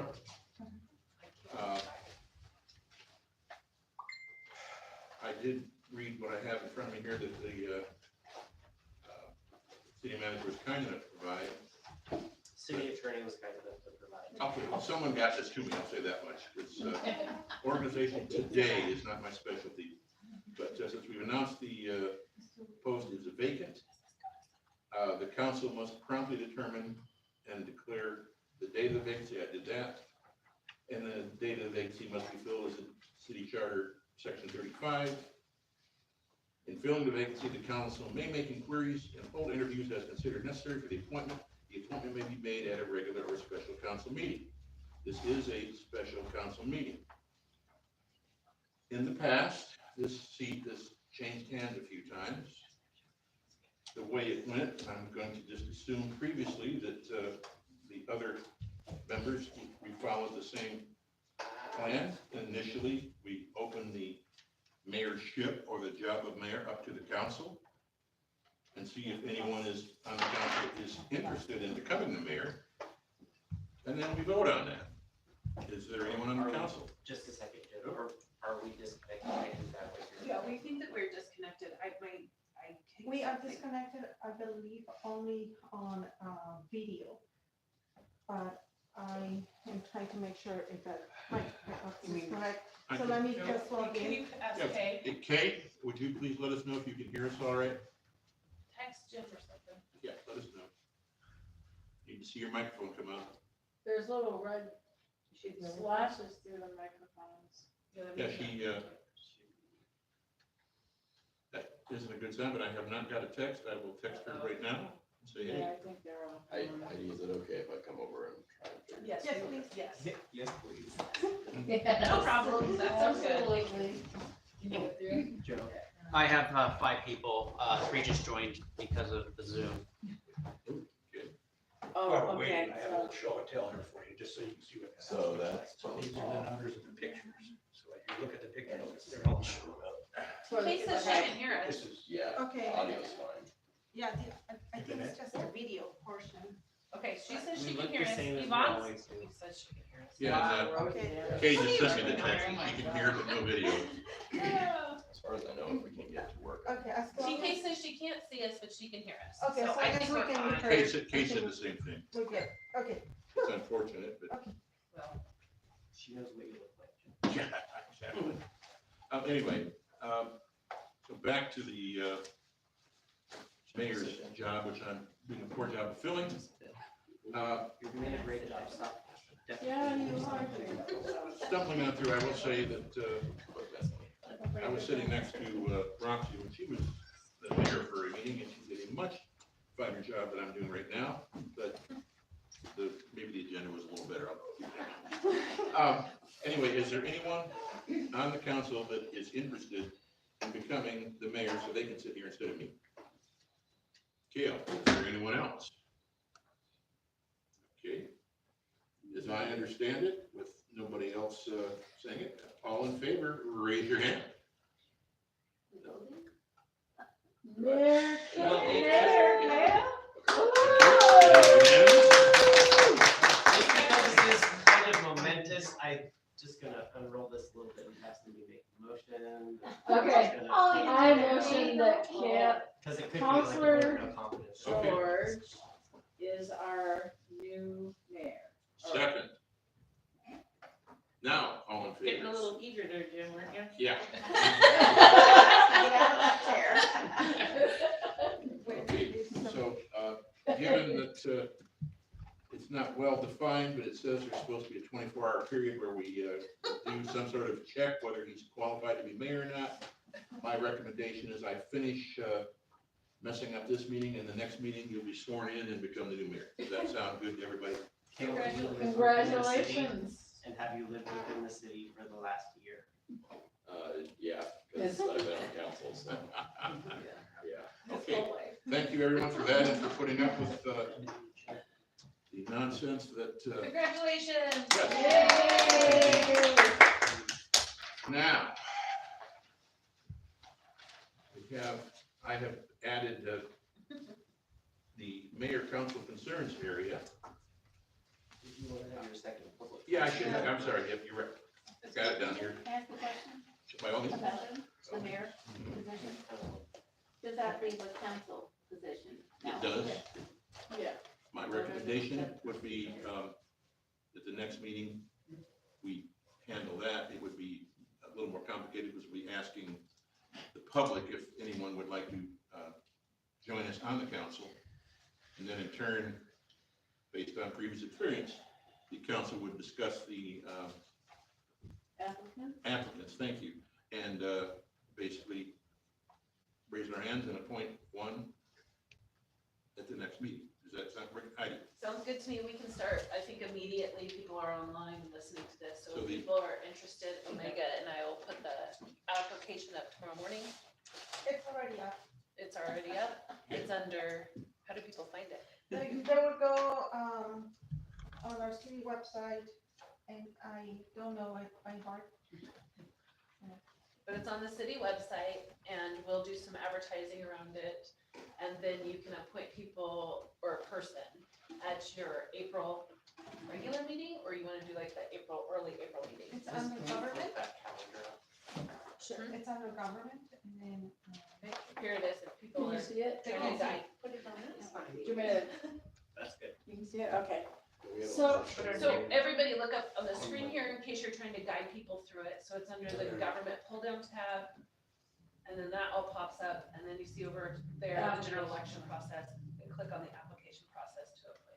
So we would do this in executive session though, right? No, Oh, we do it, No, we go Very through open. them. Oh, and well, Well, we just- gotta change the date. That's not- Right. Yeah, you made it live. Okay. I think it would be helpful for people though, if we could give them a date. I guess Cale is mayor technically, so it would be his meeting. Cale, would you like to appoint your successor at our first April meeting or save it for our regular meeting? Probably first April meeting, I think, we should have full council as soon as we can. I like that idea as well. So have, Don't we have a meeting on the 18th? You want me to flip this up again? No, because it's the first and third of the month. This is just a special session, but don't we have a meeting on the 18th? Oh, Monday, the 18th of March. Yeah, So next Monday. yeah. Did you want to wait until April, probably, to get somebody to? I think so, that's a quick turnaround from the announcement to us to receive the applications. Because usually, I think there's a cutoff, right, to receive applications. So, What is the date of our April meeting on that calendar? Did you see that? Oh, by fools. Yes, it- April. That is absolutely perfect. It's absolutely perfect. Okay. So I think, Serendipitous. I think we should, we can coordinate this. I think we should call the cutoff, March 29th, so all the applicants have it will be noon on March 28th. March 28th, okay? You're the man, I know. That's I'm aiming. we go. I'm sorry, that Okay. was really Put good. the cutoff for applications is the 28th of March. 28th, March. 28th. At noon. March Thursday. 28th, we have to be able to. build Thursday, the March packets and 28th. stuff. And so we need them on March 28th. Right there. At Bring noon. your own boxing gloves. Okay, and just to reiterate, the applications are on the city webpage, and they can be emailed in or brought to the city hall, is that correct? Yep, they can be faxed, emailed, Sent via snail mail, however they want to get whatever them. you want, but they have to be here by the 28th at noon. Okay, Have your significant other drop it off, doesn't matter. I hope that's clear to everyone. You're gonna post that, right? Okay, Yeah, we'll work on a bunch of stuff, Yvonne and Omega. so we handled that, which I didn't have written down, but we got to take care of. At this point, I believe is the second public comment period. And the same rules apply as the first public comment period.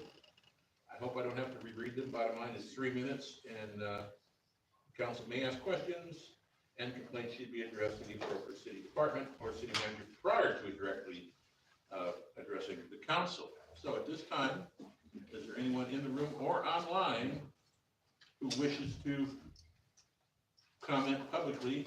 We did have one. Oh, I'm sorry, I forgot about Joe. Shame on me, Joe.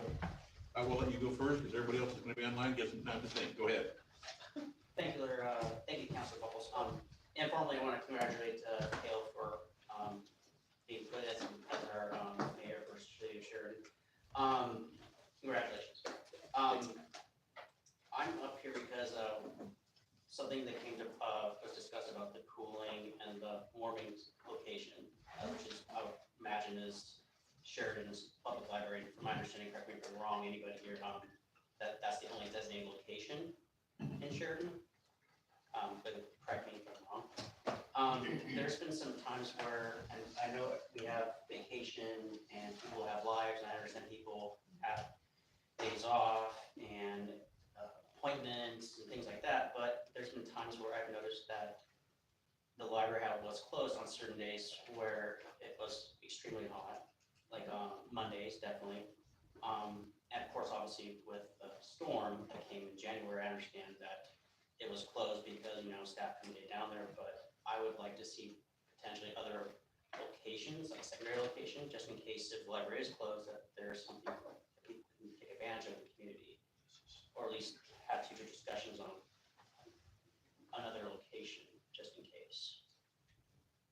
For what? Warming, cooling locations. Oh, I see. Because I there's been thought the VFW For was cooling. for cooling, okay. American Legion, yes. Yes, it does. Excuse me. And there's been times where, Bobby it wasn't there, so that was closed too sometimes. But okay, so I would love to see a third option. Let's just go from there. Or at least discuss about it in the future. Okay, thank you, Joe. Thank you. Keisha had her hand up, and looks like we might have lost her. Oh, she's back, she's there. Okay, I'm looking on mine. Go ahead, Keisha, what do you got?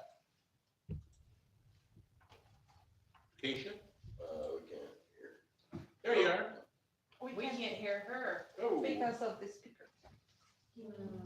We can't hear you. Sign. Oh, let me work so much. Jim, if you unmute your computer and slide your microphone down. Don't worry, we have our Okay. IC guy. Can you hear us? I think she can hear us, but we can't hear How her. about TK if you write it in a text and I read it, or is it too long? Oh, we can hear you. Yeah, we got ya. Woohoo! Okay. Okay, I kind of went back and forth on this, but I figured might as well. I just have observed over the last, I don't know, 6 months or so, I guess a nastiness, I'm sure most of you are aware, particularly on social media. And Oh, sorry. I just wanted to remind everyone that's listening and just that all the city council members are volunteers, the mayor is a volunteer. And I've seen people on these groups and mayors and council members go in with great intentions and then get hit by so much negativity and mudslinging, and some of it may be true, but a lot of it is not. And there doesn't seem to be any accountability online about what you say. And I just want to mention that because you guys are volunteers, and if we want to have volunteers continue to volunteer, we need to treat our council members and our mayor better. That's my opinion. And particularly online, I don't think anyone should be making statements or mudslinging without actually 100% having facts to back up what you say. That's my viewpoint. That was all. You might have a question, Cale? TK, I was just gonna respond that, people can swing whenever they want on me. I'm not gonna see it on Facebook, so feel free. And No. I'm gonna say thank you, TK, because I seldom see it, but I hear about it, and it makes it even worse that somebody has to tell me about it, because it's obviously making the rounds in the city. And a lot of misinformation has gone out via Facebook that hopefully tonight we kill some of that by saying, we are not going to have a shelter. And that's something that seems to keep coming back. Oh, we're not gonna build one, we're gonna put it in already. No, we're not. There's no shelter coming. But thank you for speaking up for us. I appreciate that. Thank you. And I'd like to say, PK, because people don't always know how to pronounce her name, but they try to pronounce it, but they just say that she's been some sort, I don't do social media, thank you, Jesus. And, but they said that you have been an advocate to a positive manner to some degree, whatever's going on. So that's quite a catcher's mitt that you're packing. I want to thank you for that on behalf of everybody. Oh, you're very welcome. I'm glad to do anything to help on that point. And I'm not saying that everyone is perfect. We all know that, but I just want to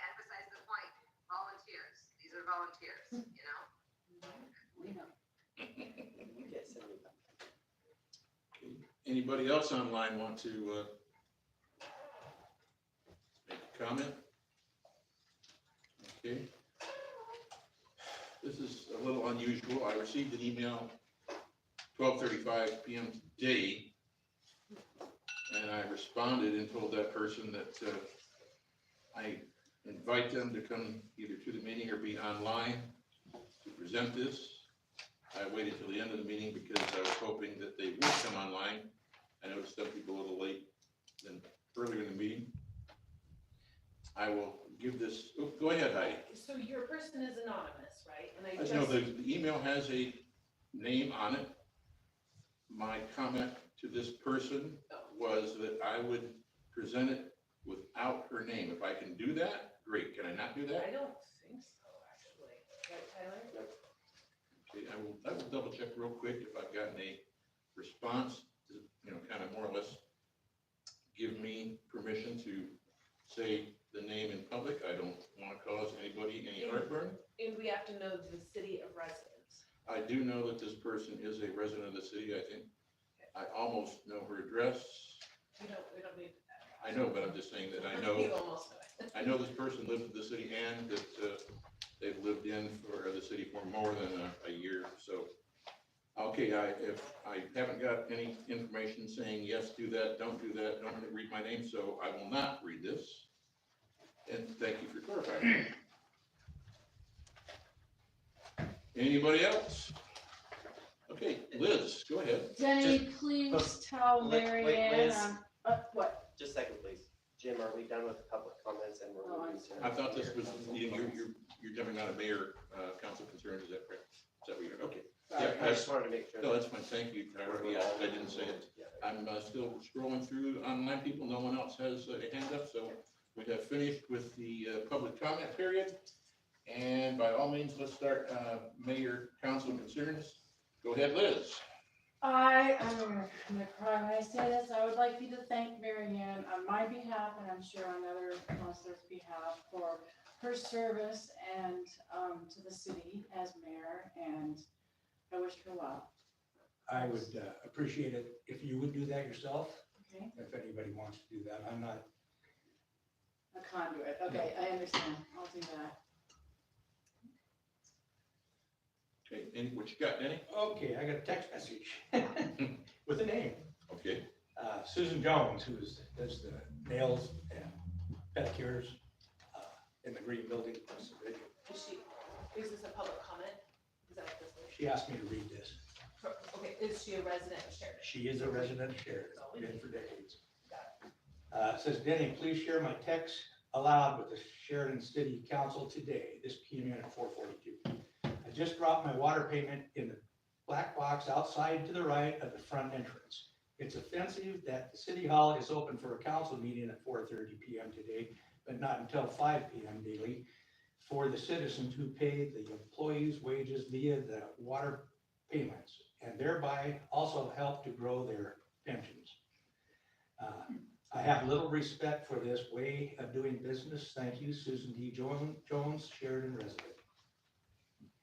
And that takes us back to, we were going to go till March to discuss keeping City Hall open for lunch hours.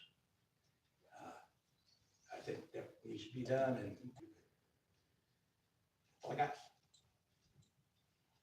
Cale, go ahead. That'd be like the same thing if she came to drop it off at 7 and we're all in here, right? I mean, she'd see us in here, but I do understand that though at the time being 4:30. Well, Omega and I are at, so we are building our staff back up. We're hiring, the HR person starts on March 25th, the part-time person, and the code enforcement person starts on March 18th. So that will help have some bodies. I just forgot to ask. I did look I at the can't hear inside you. the house. So, but I- you out of order, please, you two. I did. No, I'm- Okay. Thank you. Sorry. Both of you got caught on that one, I'm sorry. Now, do you want to make an announcement about our finance person? Yes, we are also losing our finance director. And so, or, well, finance, she does the, what's her title? Manager? Specialist, finance specialist and Specialist. HR specialist or something. Is it finance/HR specialist? That's her title. So that person, their last day of work is on April 2nd. And so we are looking at, what the job description will look like for that position in the future. And our HR person part-time starts on March 25th, and so we'll have to engage them to start working with that job description and making sure that it's capturing everything that we need. And because And you did send an email to the council, In the meantime. yeah, there we go, you're gonna go in the meantime. Yeah, Thank you. in the meantime, we have a person in the community who has a very extensive background in finance and accounting, and so we're going to work with Stacy Coker, and she is going to help make sure that the city's bills are getting paid as they come in and doing the reports and that kind of work for the city. So other than that, internally, we are gonna try to divide up more of the other tasks that are taken on for that position. But, oopsie, my time's up. But yes, that's a very big loss to the city. Marissa has done a wonderful job for 7 years for the city. She's worked very, very hard. And we wish her all the best with her career growth and the position that she's accepted. And so, Okay, I don't know if you call this yeah, it's a mayor council concern to me. The last meeting, I got caught out talking across table with Liz, and my spouse told me when I got home that I was pretty damn rude. Yes, you were. So I apologize for that. I did not intend an attack. I did not intend to be rude. I was a little more abrupt than I would have liked to have been, but I do apologize for making stupid comments during a time period when we're not even supposed to be talking to each other. Thank So I wanted to let everybody know that. I had already forgotten. I think, unless someone else has a concern, I do. go ahead. I was asked to bring this to the council by a community member, and actually, it's not a council concern, it's for LE, but, for law enforcement. Apparently, there's some problems at the, lower end of Cherry Hill, around the park, with people trying to get into people's cars and getting into their yards and their cans and that sort of thing, so I said I would bring it up at council, so it went to law enforcement, so they would know to canvass that area. I will encourage that, but they are extremely busy. The best Okay. thing, even if they don't think it is, if they think it's minimal, they need to call it in. They I need asked if they to did. have that Yeah. report. That report needs to be made by the people. They need that. It tracks all the the time and everything. It is extremely critical for people to call in even what they think is the small things. Okay, At the time that it's happening, it needs to be called in. okay. But yes, I will relay the message, but they get going and things, and so, what time of it's evening, is what you're saying? I don't know exactly the time frame. I just know that I asked what the location was and said I would bring it up. Because it wasn't just one person, several people had said they had problems in that area. It's also really important for people to remember to lock their doors at night and to lock their cars. Yeah. And And put away all your stuff out of the yard. for everyone's information, those of you online who don't want to go around looking it up, the Yamhill County Sheriff's non-emergency number is 503-434-6500. I have it on my phone, ready to call at any time. It saves a lot of time and trouble if you don't want to try and remember it. Just put it in your favorites and you're good to go. Mhm.